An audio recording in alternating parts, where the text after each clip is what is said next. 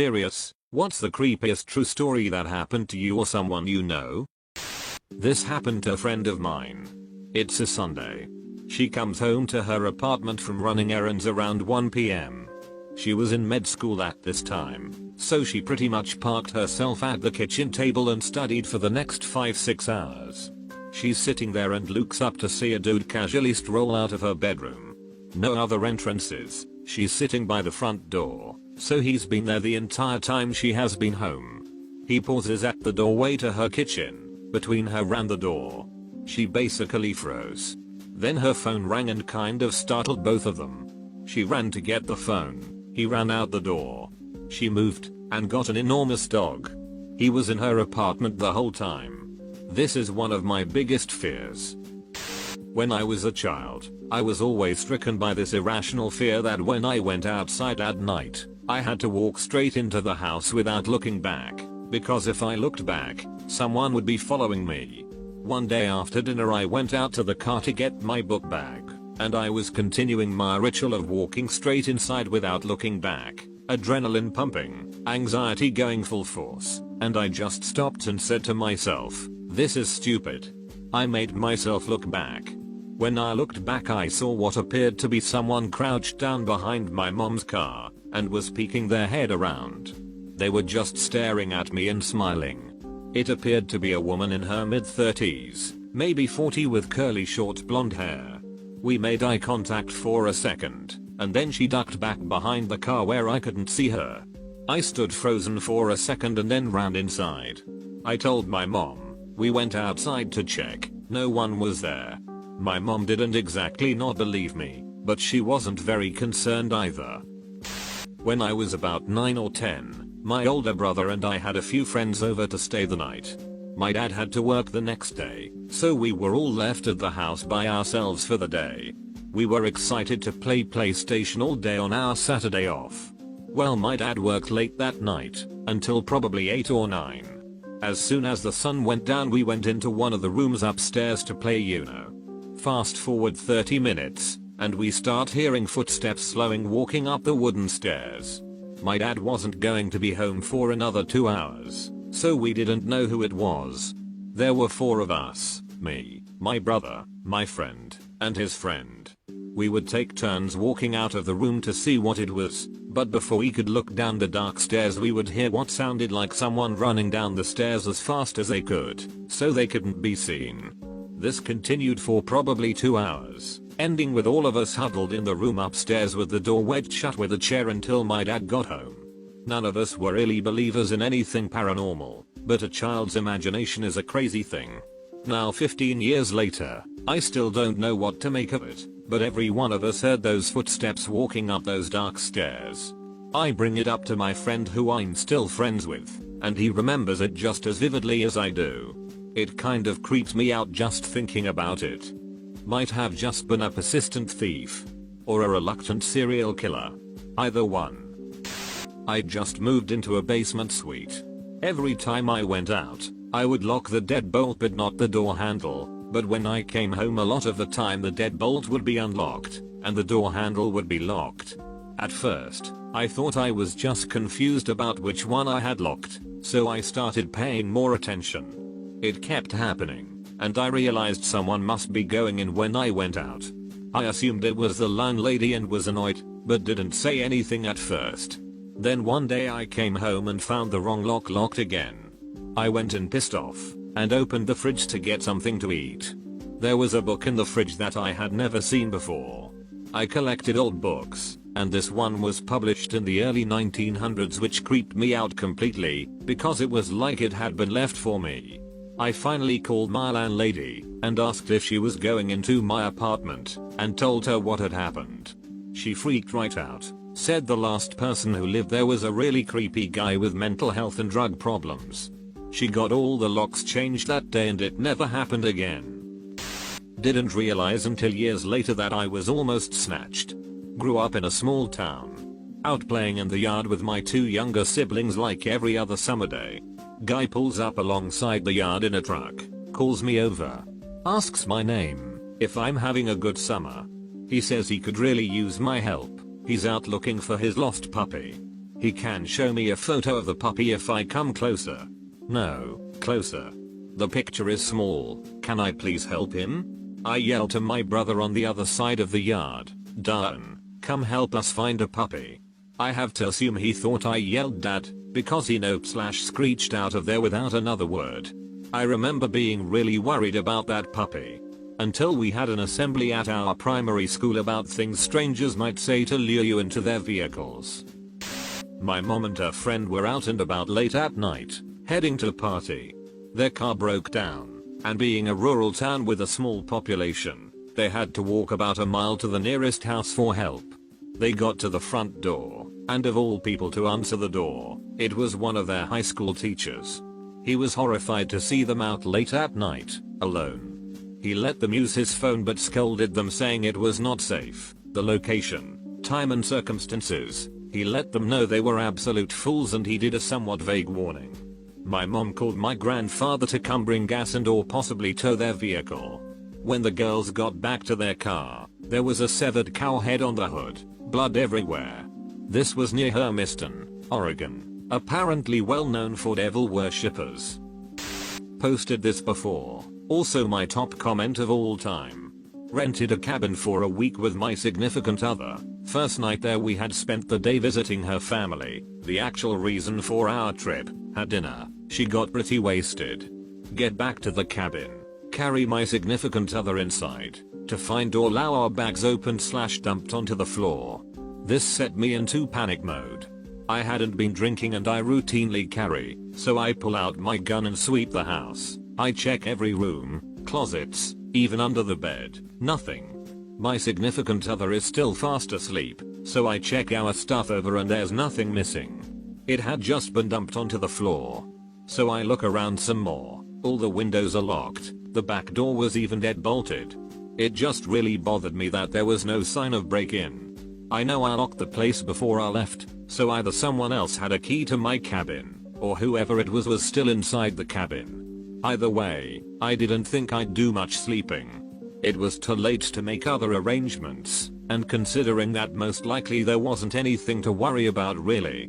We had been gone all day, from 9 AM to midnight. So odds whoever it was did it was probably way earlier. But still, I couldn't shake it. I went in and covered up my significant other, used the bathroom, set up a rocking chair facing the front door, my hand on my gun on my lap. I started watch. I felt pretty silly sitting there, but I couldn't not sit there either. And sometime around 3-4 AM, I fell asleep. I woke up the next morning around 7 AM, sun shining through. I actually half scared myself because I hadn't meant to fall asleep, which then scared me again because I wasn't holding my gun. I start looking around, and on the couch is my gun. I'm like, what? Then I look, the front door is wide open. I'm like, no ducking way. I jump up and start running to check on my significant other. Thank God she was still there, untouched. I go back out into the living room and pick up my gun. All my bullets are missing. I go outside and look around. Car and everything is still there, no signs of anybody. I walk back inside, look in the far corner of the living room, and I see the corner of the main living room rug lifted up. I investigate. It's covering the opening to the crawl space. That means this guy was in my cabin the entire time. I must have pulled up and caught the guy in the act. He thought fast and hid in the crawl space.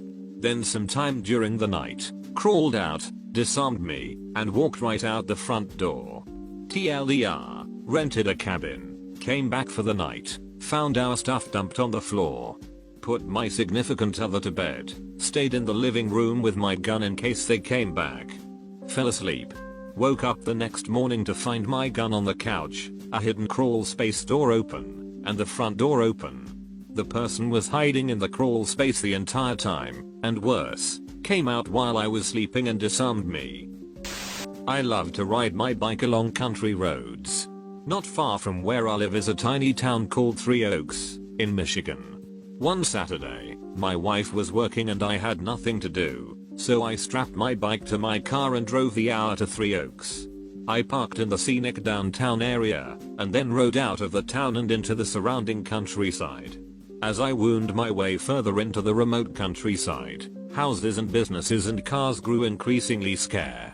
Eventually, there were only an occasional house or two every half mile or mile, and cornfields, and small woods flanking the dirt and gravel roads that I pedaled down. It's on one of those back roads that a minivan drove past me.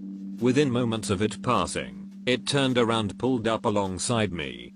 I looked over and the passenger, a woman in her mid to late 20s, was looking at me with her window down. The driver, a man of seemingly the same age, leaned over the passenger and said to me in a slight southern drawl, and with a big smile on his face, "Hey, do you know David Christ?" I thought for a brief second, but I don't know any David Christ, so I said so. The driver said, "You don't know of him at all?" I said that I didn't and apologized, and then pedaled on. The van sat for a moment longer and then pulled a U-turn, and drove off in the direction it was originally heading. I thought nothing of the encounter. Maybe the driver was a friend of David Christ, and he thought we had met though David or something. I don't know.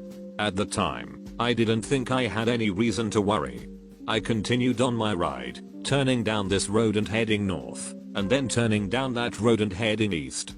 I didn't have any agenda. I was just out to enjoy the summer day and meander through the relaxing countryside. Maybe 10 minutes later, and on an entirely new road, and heading an entirely different direction from the one I had first met the van, I saw the van again. We were heading toward each other, and I gave a smile and nod as I passed the driver. I remember thinking it was an odd coincidence that I should come across this van again. The driver stared as he passed, and he had a big smile on his face. At this point, I began wondering what they were doing. They might be lost and looking for this David Christ guy, or maybe they're just enjoying a scenic drive and thought I looked like a friend of a friend, or something. I didn't know, but at that point I was starting to think about the situation a little more critically. I continued taking a twisting, turning, meandering path. Taking this road, and then turning onto that, heading north, south, west, east. Then, I came across the van again. Again, they're heading in my direction, and I pulled alongside them. The driver rolled down his window and leaned out. He was a late 20s white man, with a few inches of a goatee and a baseball cap. He had a large smile plastered across his face again. I stopped my bike and looked at him, waiting for him to say something, and he just looked at me for a good 30 seconds. Now, 30 seconds doesn't sound like a long time, but you go flag down a stranger and then just look at them for 30 seconds, and you'll realize that, in that kind of situation, 30 seconds is a lifetime. Finally, he spoke and said, "Hey, do you know David Christ?" Same damn question. This time there was no smile on his face. He stared at me, and I was thinking to myself, is he joking? Does he really not remember he asked me this same question 20 minutes ago? Is he just being funny? Is he high as hell? After a moment, I told him that I still didn't know anyone by the name of David Christ, and I pedaled off down the road. It's at that time that I realized exactly in how remote of an area I was. I peered down the road I was on, and I didn't see a house on its entire length. I was flanked by a cornfield on one side and a forest on the other. I looked over my shoulder and saw the van slowly driving down the road away from me. It couldn't be a coincidence that I came across this van 3 times now, not with me taking random roads heading different directions. It made no sense why anyone driving would take that same maze of roads. The only thing they could have been doing was just driving around, maybe a pleasure drive, but why would they stop me and ask that same question twice? It was quite strange, and I was beginning to become a little concerned. I decided to begin to head back toward the town center. I pedaled hard, and the gravel road ahead of me continued with a bend to the right, and a dirt path, for it couldn't really be called a road, to the left. As I neared the fork, who should come around the bend but the damned van. I gripped my pocket knife, which I always take with me on rides like this, just in case, and then realized, all they would have to do is run me down with the van, and I would be in serious trouble. As the van drew closer, I was ready to jump off and run into the cornfields. The van slowed down as it approached me, and the driver rolled his window down and leaned out again, but this time I didn't stop riding. I increased my speed, even though I knew I could never outrun the van if they gave chase. I looked over my shoulder and saw the van sitting in the middle of the road. I took the right fork and continued on the gravel road until I could no longer see the van behind the corn rows, and then I stopped. I got off my bike and crept along the cornfield until I was at its edge, and I peeked down the road I had just been on. The van was in the distance driving away from me. I ran back to my bike, and then as soon as the van was entirely out of sight, I turned around and took the left fork along the dirt path.